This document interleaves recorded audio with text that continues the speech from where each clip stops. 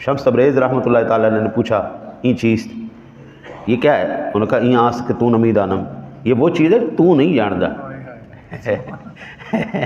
آپ نے ایسے ساری کتابیں اٹھائیں تالاب میں پھینک دی۔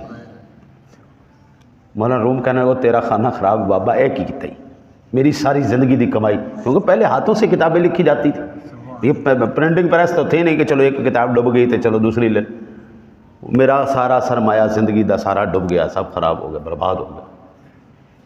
جب انہوں نے اچھی طرح ان کو سخت سست کہہ لیا تو شمس تبریز رحمۃ اللہ تعالیٰ پانی میں ایسے ہاتھ ڈالتے ہیں، کتاب نکالتے ہیں، ایسے جھاڑتے ہیں، اس کتاب میں سے گٹا اٹھتا ہے، اس کو پکڑا دیتے ہیں۔ تو جب مولانا روم یہ دیکھا نا تو یکدم حیرانی سے پوچھتے ہیں یہ چیز یہ کیا ہے؟ فرمایا ای آنس کے تو نمی دانم، یہ وہ ہے جو تو نہیں جانتا۔ پھر کہتے ہیں مولوی یار